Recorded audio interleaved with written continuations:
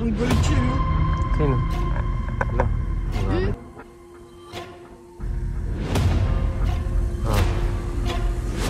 Awa naman.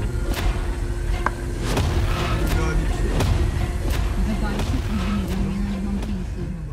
Pinaka-challenging na aspeto ng isang pamilya ay ang maibalanse ang lahat ng bahagi ng ating buhay. Sa trabaho, oras para sa isa't isa at ang pangarap na maitaguhit ang magandang kinabukasan ng bawat miyembro ng pamilya. Kaya naman, ang goal natin ay magbahagi ng inspiration para sa mga pamilya na gustong mapanatili ang harmony sa kanilang tahanan. Sama-sama nating harapin ang mga pagsubok, pag-usapan ng mga solusyon at mag-celebrate ng mga simpleng tagumpay na nagbibigay ng kulay sa ating araw-araw na buhay. Dito, walang perfect pero may progress at iyon ang mahalaga. Ito si Mommy EG, Daddy Ron, si Ate Thea, Tong, at ako, si Renren. Let's grow together, dream together, and create meaningful connections. Kami ang Team Ison.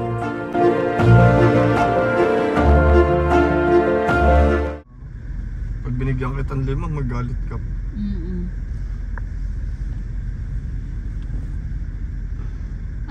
Meron isang beses, nakamotor kami dito sa Baliban. Na may hawak na ang tawag dito na mineral water. Yung Coke 1.5. 1.5. Pinalo ako. Pinalo ako sa may sa may likod. Sa Bakit ka pinalo? Sa may papel. Di ko alam. Sabi ko, mahal, bilisan mo. Yun. Mahina, malakas ang pagkabalo. Malakas. Matunog. Malakas, matunog. Kasi ano yun eh, bote. Buti di sa ulo. Hindi Bote yung yung plastic. plastic, yung pang 1.5 nga. Oo. Baka sabi niya it's a prank. Hindi, kinabukasan yata nakita natin sa Facebook. Talaga Nagkaano nagkukulo talaga siya. siya. Namamalo Oo, talaga. namamalo talaga. Nung una akala ko lalaki kasi parang payat na long hair. Kaya hinintuan namin eh. Akala ko lalaki na nagtitrip. Tapos pagtingin namin babae pala. Nabaligay pala. Tapos yun, nakita namin sa Facebook. Talaga namamalo siya. Pero meron akong dati sa crossing. Naglalakad, syempre, di ba, yung patawid ng Pamelpin. Meron dun isang babae. Inablot yung mukha, yung niya, yung buko niya na siya, umano talaga siya sa lupa, kawawa. Kasunod ko lang. Ay hindi, bago ako siya. Kumbaga, susunod na ako. Natak ng baliw yung niya, kawawa. Kawawa. Hindi siya lumaban?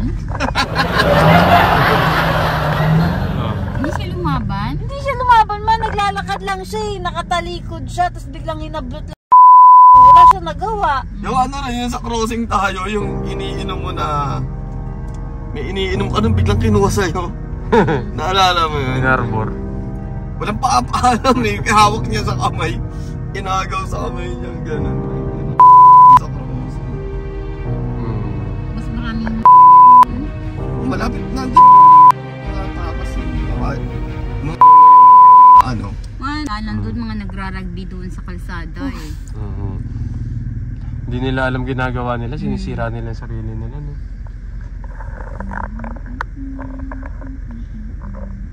Ganun kasi talaga yun, pag nandun ka kasi yun ang normal mo. So, di mo alam yun.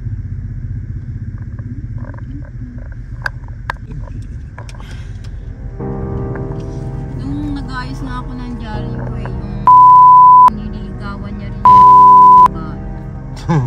Naglalakaan sila. Sabi niya, kasi ayaw niya doon sa Ano mo naman ang sabi ni liligawan mo? Siyempre, inalam niya. Hindi. Inimbestigahan niya yung Kaya mama. makikita mo naman sa sa ginagawa nila eh. So, oy. Ay, galit nga yung babae eh. Hindi naman chismis yun, ma. Hindi nagkaayos akong dyaryo. Sinundo ka na ka pa? Saan? Hindi yan nakawak pag umuwi. Parang si mama yan. Ayaw mo, di ba? Kasi mama. Hindi pa sila mga Huwag mo isama yung mga yun. Tinakpan tuloy yung lalaki mo. Hindi na ako. Bakit? Ay, hindi ba to ano? Ay, hindi ba to tinted? Oo. Ay, hindi to ano. Tinted konti. Oo, hindi na hawak. Oo, Pag nalit, walang hawak. kasi kasama mo.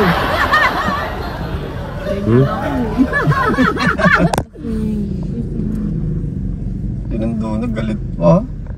Tagalan. Hindi nga alam traffic talaga eh. Ano tanggalit siya yung binabagsak niya yung gamit niya. Top tinopak. Tagal-tagal mo!